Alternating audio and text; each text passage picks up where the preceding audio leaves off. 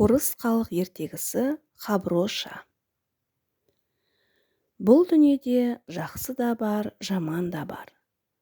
Тіпті бауырына жаны ашымайтын безбүйректер де бар. Титімдей Хаброша кішкентайынан басынан небір ауыр азап көреді. Ата-анасынан жетім қалған соң, оны біреулер асырап алады. Жарытып тамақ бермесе де, таңертеңнен кешке дейін жұмысқа салып қояды. Хаброша тыным таппастан тоқыма тоқиды, жіп иіреді, үй жинайды. Барлық тірлікті бір өзі тындырады. Үй иесінің 3 қызы болады. Үлкенін жалғыз көз, ортаншысы қос көз, кішісін 3 көз деп атайды. Қыздар қақпаның алдына отырып алып, көшеге қарап телміреді екен.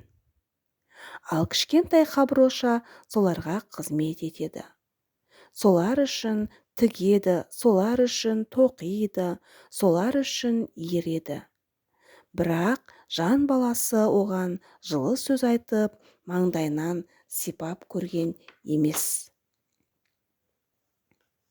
Титімдей Хаброша күнде тарғыл сиырын құшақтап, өз басындағы ауыр халін айтып, мұңын шағады екен.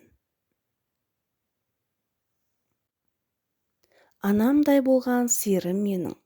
Олар мені ұрады, қарғап-сілеп, айтпайтын сөзі жоқ. Жартып тамақ та бермейді. Қанша ұрып жатса да жылауға мұршам жоқ. Ертең 5 пұт жіпті иіріп тоқуым керек.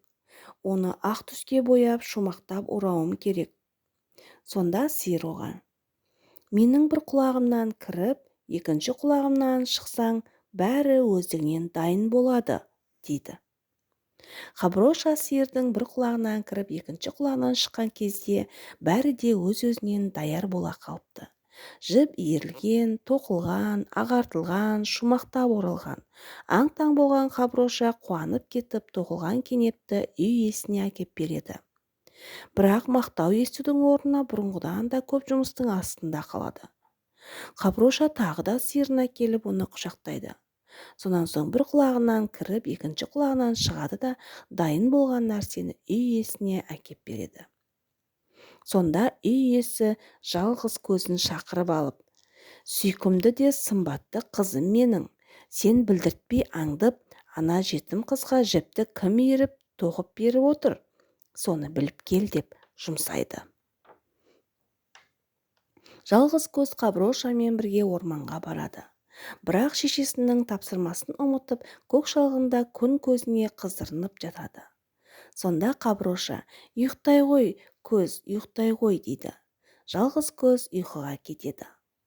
Ол ұйықтап жатқанда сиыр бәрін иіріп тоқып, шумақтап орап қояды. Сөйтіп үй иесі бұл жолы ештеңе біле алмай екінші қызы қос көзді жібереді. Сүйкімді де сымбатты қызым менің, сен ана жетім қызға білдіртпей сыртынан аңдып, тіпті кім иіріп тоқып беріп отырғанын біліп келші, дейді. Қос көзде Хаброшамен бірге орманға барады. Ол да барған бетте шешесінің тапсырмасын ұмытып, көк шалғында көзіне қыздырынып жатады. Хаброша: ұйықтай ғой, қос көз, ұйықтай ғой, деп әндетеді. Қос көзде ұйықтап қалады. Сол кезде сиыр бәрін иіріп тоқып, шумақтап орап қояды. Қос көз сол қалпы қаннен-қаперсіз ұйықтай береді. Бейқам қыздарына ренжіген кемпір 3-ші күні 3 көзді жұмсайды. Хаброша бұрынғыдан да көп жұмыс тапсырады. Үш көз асыр сап көп ойнайды. Сонан соң көк шалғында күн көзіне қыздырынып жатады. Хаброза: ұйықта бір көз, ұйықта қос көз, деп әндетеді. Бірақ ол 3-ші көзін ескермейді. 3 көздің 2 көзі ұйқыға кеткенмен, 3-ші көзі қарап жатады. Сөйтіп ол Хаброшаның бір құлақтан кіріп, екінші құлаққа шыққанын, кенептің өздігінен дайын болғанын, оны Хаброшаның үйге әкеле салғанын бәрін көріп қояды. Үйге келген соң 3 көз шешесіне бәрін айтып береді. Бәрін біліп алған кемпір қуанып ертесіне шалына тарғыл сиырды сой, деп бұйырады. Шал: есің дұрыс па өзіңнің? Ол әрі жас, әрі жап-жақсы, не үшін соямыз дейді.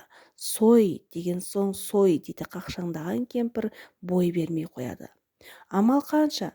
Шал пышағын қайрай бастайды. Мұны естіген Хаброша жүгіріп тарғыл сиырына барады. Мойнынан құшақтап, оны сойғалы жатқанын айтып береді. Сонда сиыр оған: сен менің етімнен жеме, сүйектерімді жиып алып орамалға түй де бақшаның ішіне сақтап қой. Ұмытпай күн сайын таңертең сүйектерімді суғарып жүр дейді. Шал сиырды сояды. Хаброша сиырдың айтқанын бұлжытпай орындайды. Қарны ашып тұрса да, сиырдың етін аузына да алмайды. Сүйектерін жиып әкеп көмеді де күн сайын суарып жүреді. Біраз уақыттан соң ол жерден бір керемет алмағаш өсіп шығады. Бұтақтары дәмі тіл үйретін, уылжыған алмаларға толып, жасыл жапырақтары өткен күнге пана болады. Ағаштар желмен тербеліп тұрады. Ол ағашты көргендердің бәрі таң қалады. Күндердің бір күнінде жалғыз көз, қос көз, үш көз, үшеуі бақшада сайраңдап жүреді. Осы кезде бұйра шашты ауқатты жас жігіт бұлардың жанынан өтіп барады. Бақшадағы алмаларды көріп қызыққан ол қыздарға: сұлу қыздар, ару қыздар, қайсың маған алма үзіп әкеп берсеңдер, сол менің қалыңдығым болады дейді. Көркіне көз тоятын сұлу жігітті ұнатып қалған апалы-сіңлі үшеуі алма ағашқа тұра ұмтылады. Жетіп барып алманы үзіп алмақ болғанда, әшейінде салбырап иіліп тұратын бұтақтар бектеп кетеді. Қыздар ағаштағы алмаларды ұрып түсірмек болғанмен, ол алманың орнына жапырақтар түсіп, көз аштырмай қояды. Ағаш бұтақтары қыздардың шаштарына оралып ығыр етеді. Қыздар қанша тырысқанмен үсті бастарын жырғаннан басқа ештеңе таппайды. Хаброша ағашқа жақындаған кезде бұтақтар иіліп, алмалар өздігінен үзіліп қолына түседі. Ол өзіне сүйсіне қарап тұрған жігітке алманы ұсынады. Бір көргеннен Хаброшаға ғашық болған жігіт оған үйленеді. Сөйтіп олар уайым қайғысыз, ұзақ, бақытты да баянды ғұмыр кешеді. Құрметті оқырмандар, сіздерге ертегі ұнаса, каналға тіркеліп, қолдау көрсетіп қойыңыздар.